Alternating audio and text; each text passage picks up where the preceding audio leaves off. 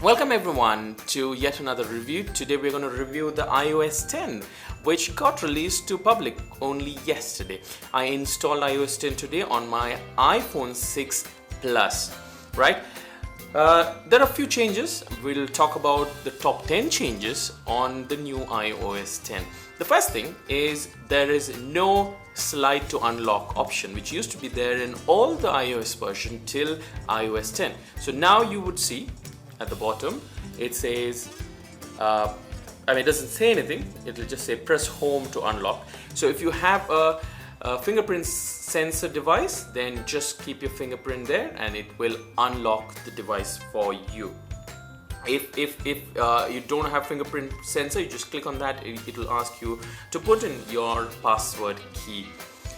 The next thing is you have customizable widgets, right? So you have widgets used to be there where you could slide from top, and you used to have those widgets earlier. Now you have these widgets more like the Google Now experience. So it's gonna proactively look into your calendar and give you calendar updates, your Siri suggestions by the apps that you use. You could put in news, like I have this NDTV app. This is a news application. You have news which you can customize and have different sources for these news to show you news. Also, there are many applications whose widgets that you can install on this widget panel. Right. Next, we'll look at emoji. They made some changes to emoji. So I can type a message. I say, I love horses, right? That's not how you spell horses. Right. And I click on this emoji button. Whatever words that can be replaced with emojis are shown in color, so that's highlighted there. So I click on horses, it'll tell I can use these two emojis for horses. I click on love and I can use these for love, right? So this is beautiful. As you type a message, you can just click on the emoji and then it'll tell you all the words that you can replace with emojis. Another update that has come with the iMessage is the feature where you can actually draw something. So you can draw, right? You can change colors, and you can send that message, and the person who receives that can actually see it like a video. So you can click on it and they can show, or they can see exactly how you drew, right? That's a very nifty feature, I would say. Then what can you do?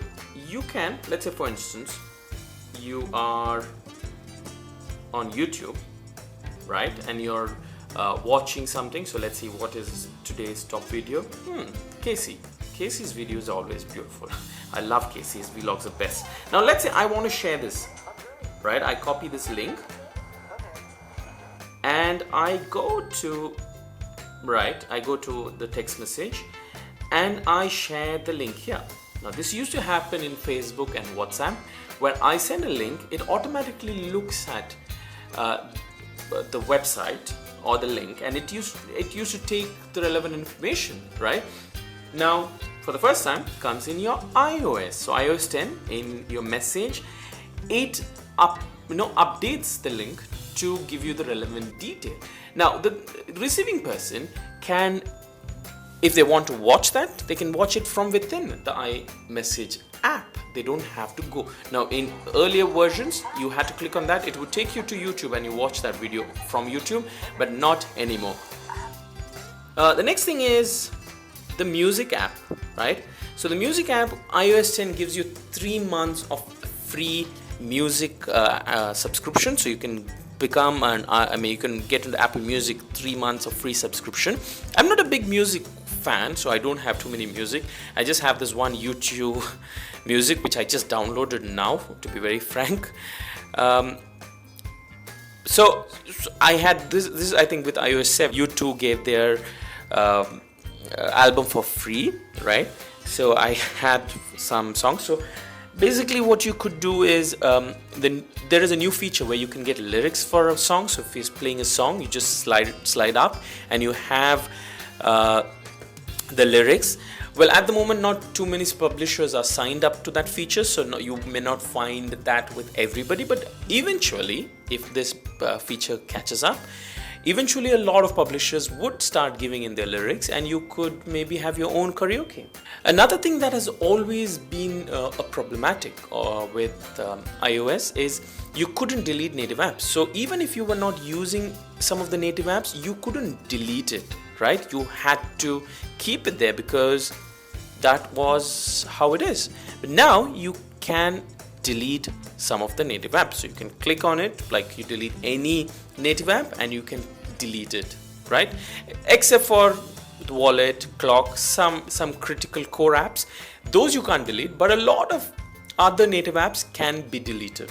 Another feature is the bedtime app. So if you go to your clock, right, there is a new feature called as a bedtime app. Now bedtime app, like you see here, introducing bedtime, going to bed and waking up the same time every day are key to healthy sleep. So bedtime is an app which you can set your bedtime and it will make sure it reminds you particular time of day or the night where it asks you to go to sleep. So it's a very nifty app, to be very frank. So you have your bedtime pattern set. A lot of us in today's world just don't sleep on time and we don't have a pattern. So hopefully this is going to change that and make everybody go to bed on time and get us all onto a routine, which is apparently good for your health. I don't know, Apple is selling that and think I'm going to buy it for now. Another thing is the intensity of your flashlight. Now my phone does not have 3D touch, but with 3D touch phones like the 6S, 6S Plus and the 7 and 7 Plus that is recently announced, you could use 3D touch and change the intensity of the flashlight. Another thing is, earlier if you were playing music and let's say you're on a party and you're playing music and you wanted to open the camera app, the minute you open the camera app, it would cut the music off. So music would go off and you had to take a picture. Now in a party scene, you didn't want, let's say you're playing some, your house party and you're playing some music from your phone and you wanted to take a picture, you couldn't do that. But now Apple has fixed that. Now you can play music and take photos together. So that's not going to do anything. So that's another beautiful feature that Apple has introduced. So all in all, I think it's a beautiful update. A lot of critical features which should have been part of iOS for a very, very long time has been introduced into iOS 10. I don't know, honestly, I feel it's slightly buggy, but I think just new. Eventually they will iron out the flaws that it has, because I don't know, from iOS 9 that I had earlier to now iOS 10, it feels slightly slow, some of the apps, but maybe it's me, I don't know. But if you guys think you have a better experience, you had a different experience, feel free to comment on this comment section below, right? And please don't forget to subscribe. We will be getting more videos very, very soon. Thank you so much.